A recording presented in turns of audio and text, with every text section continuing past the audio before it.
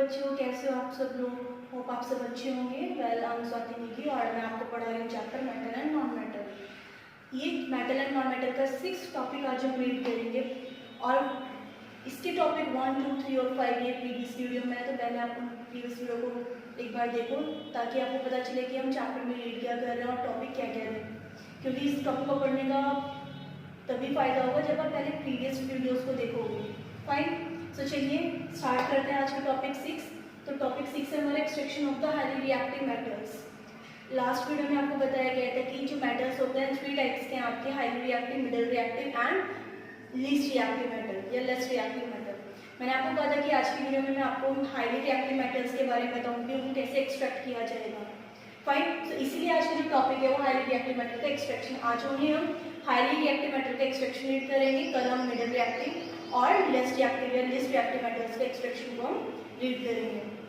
Fine, but topic 6 को read करने से पहले आप टॉपिक 1, 2, 3, 4 और 5 के वीडियोस को जरूर वॉच करना। इसमें हम पढ़ेंगे हाईली रिएक्टिव मेटल का एक्सट्रैक्शन। उससे पहले कुछ बेसिक पॉइंट। एक्सट्रैक्शन का मीनिंग क्या होता है? एक्सट्रैक्शन का मीनिंग होता है कि ओर में से जब हम मेटल को निकालने की कोशिश करते हैं तो यही प्रोसेस हमारा एक्सट्रैक्शन होता है, और मैं आपको पहले बता चुकी हूँ। तो और में से हम क्या कर रहे हैं? मेटल को निकाल रहे हैं। अब कौन सी मेटल है? यहाँ पर हाईली रिएक्टिव मेटल है। ठीक है, अब हाईली रिएक्टिव मेटल है तो सिंपल सी बात है, फ्री फॉर्म में तो पाई नहीं जाएगी, कंबाइंड फॉर्म में पाई जाएगी। जनरली जो हमारी हाईली रिएक्टिव मेटल्स होती है वो ऑक्साइड की फॉर्म में, क्लोराइड्स की फॉर्म में पाई जाती है, या तो ऑक्साइड की फॉर्म में या क्लोराइड की फॉर्म में पाई जाती है। फाइन, अगर बात की जाए कि हाईली रिएक्टिव मेटल कौन कौन से, तो आपके हाईली रिएक्टिव मेटल लाइक आपकी सोडियम, पोटेशियम, एल्यूमिनियम, ये सारी आपकी क्या है? हाईली रिएक्टिव मेटल है। क्लास में, इस क्लास में आपको 10th क्लास में 2 हाईली रिएक्टिव मेटल के एक्सट्रैक्शन को पढ़ना है। पहला हाईली रिएक्टिव मेटल है आपका सोडियम, जिसको आपको पढ़ना है, और दूसरा है आपका एल्यूमिनियम। ये दोनों हाईली रिएक्टिव मेटल है और इसके एक्सट्रैक्शन आपके सिलेबस में है। अब बात की जाती है जो सोडियम होगा, सोडियम किस फॉर्म में पाया जाएगा? सोडियम ऑक्साइड की फॉर्म में भी पाया जाता है और क्लोराइड की फॉर्म में भी पाया जाता है, लेकिन सोडियम का जो ओर होता है वो रॉक सॉल्ट होता है। लास्ट वीडियो में मैंने आपको क्लिप दिया था, उसमें हर एक मेटल के ओर का नेम मेंशन था, आप वहां से आराम से देख सकते हैं। सो जो सोडियम होता है हमारा क्लोराइड की फॉर्म में ज्यादातर पाया जाता है, इसी को हम बोलते हैं रॉक सॉल्ट। ठीक है, और जो एल्यूमिनियम होता है ये आपका ऑक्साइड की फॉर्म में पाया जाता है, Al2O3। ये आपका क्या होता है? एल्यूमिनियम का ओर होता है, जिसको हम बोलते हैं bauxite.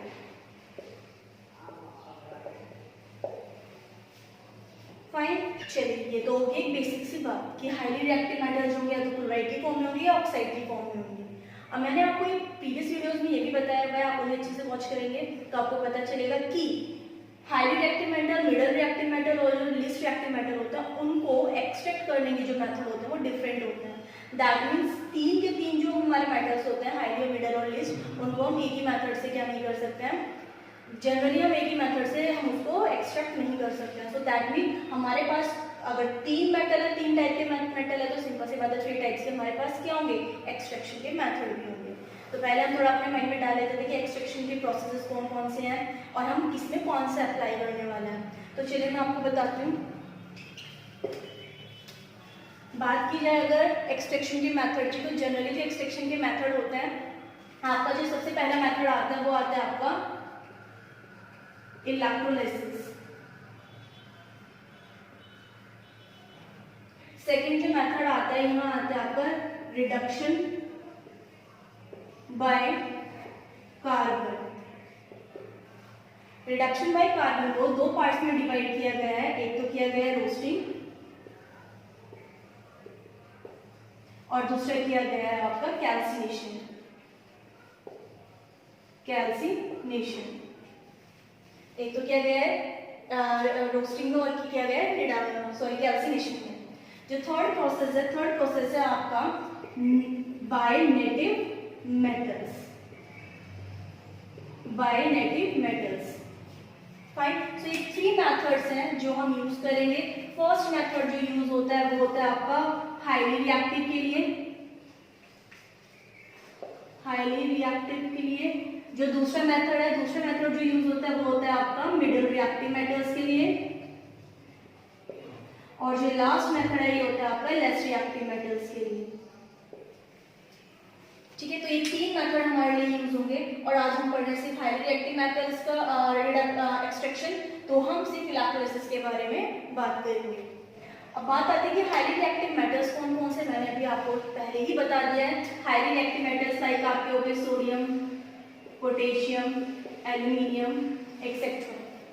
Fine, in this class 10 में आपको 2 मेटल्स के एक्सट्रैक्शन रीड करना है। एक तो आप करेंगे सोडियम के एक्सट्रैक्शन और एक आप करेंगे एल्यूमिनियम के एक्सट्रैक्शन।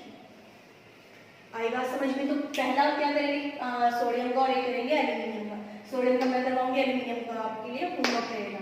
चलिए वो बाद में बात करते हैं। तो बात करते हैं सोडियम के एक्सट्रैक्शन की। तो पहले आप थोड़ी सी नॉलेज आपको होनी चाहिए सोडियम के बारे में।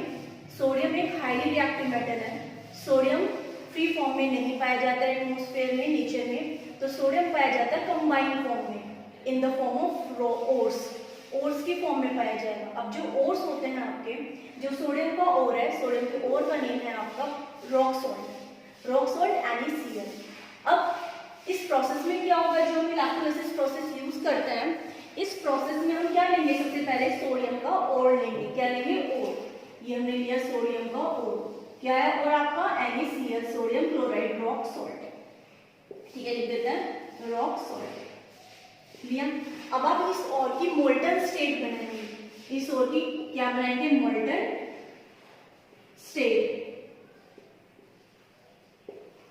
अब मोल्टन स्टेट बनाने के बाद हम क्या करेंगे? मोल्टन स्टेट बनाने के बाद हम इसमें इलेक्ट्रिक करंट पास करेंगे। क्या पास करेंगे? Electric current.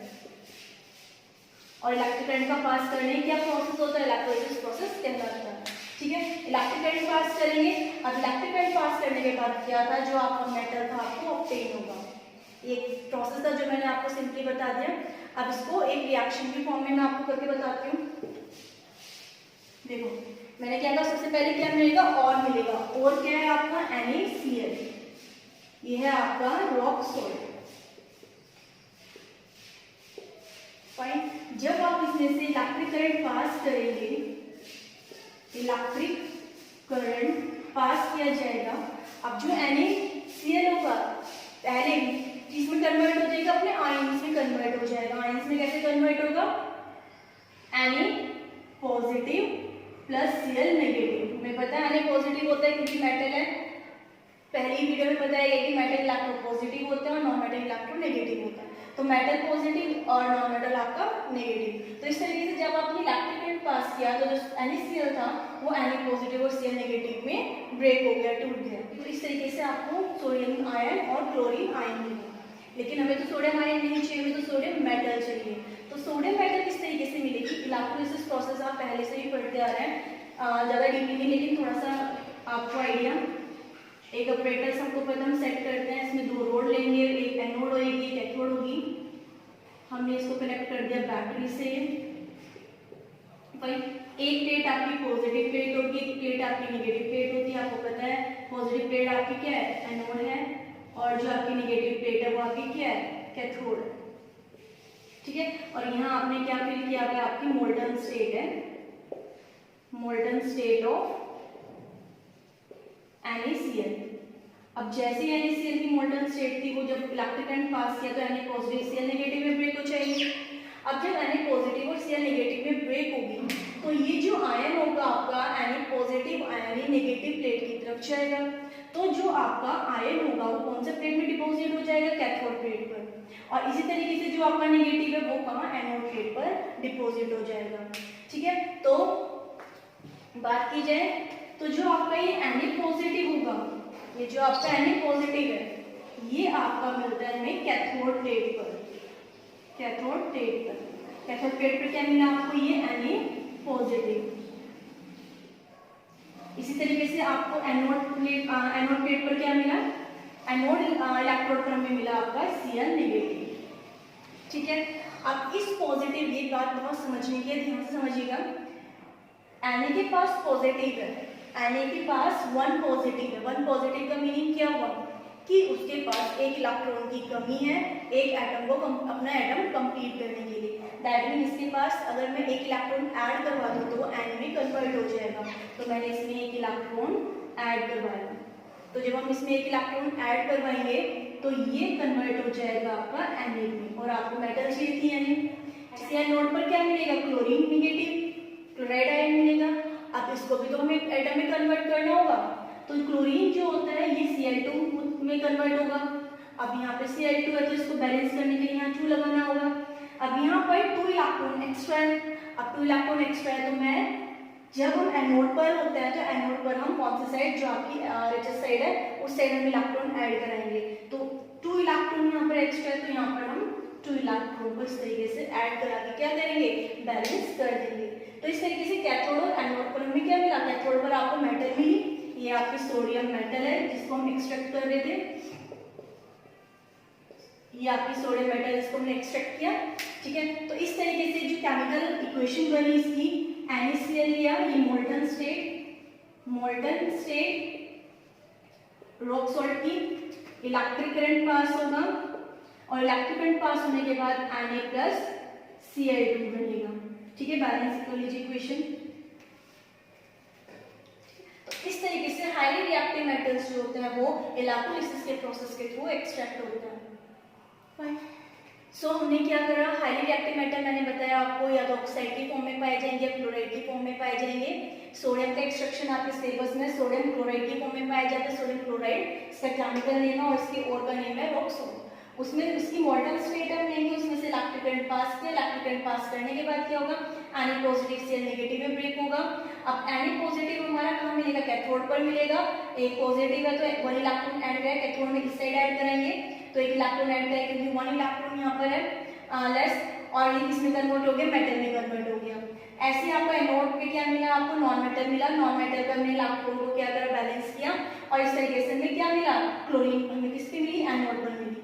इसे केमिकल इक्वेशन में हमने देखा, NaCl molten stately rock salt, electric current pass किया तो क्या सोडियम मेटल और क्लोरीन आपको गैस यहाँ पर मिली। सो इस तरीके से हाई रिएक्टिव मेटल का एक्सट्रैक्शन कंप्लीट हुआ। और अब आप एल्यूमिनियम Al2O3 का एक्सट्रैक्शन करेंगे, ठीक है। It's your homework. Aluminium oxide, diamond oxide का आपको क्या करना है, ऐसे इलेक्ट्रोलिसिस करना है। ये आपकी बॉक्साइड है, जो आपका एल्यूमिनियम होता है बॉक्साइड के फॉर्म में पाया जाता है। आपका मेन मोटिव क्या है, आपको Al2O3 में से ये Al, क्योंकि मेटल हमारा एल्यूमिनियम है तो हमें एल्यूमिनियम को एक्सट्रैक्ट करना है, और उसके लिए क्या करना पड़ेगा, ऑक्सीजन को यहाँ से हटाना पड़ेगा। तो आप क्या मेथड यूज करेंगे, सॉल्व करिए इसे, और इस तरीके से हाईली रिएक्टिव मेटल जो होगा आपका कंप्लीट हो जाएगा।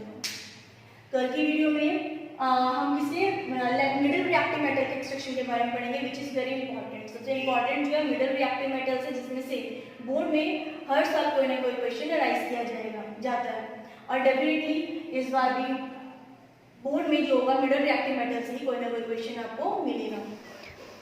So student, thanks for watching the video, and if you like them, definitely you can subscribe the channel also. Okay, thanks again.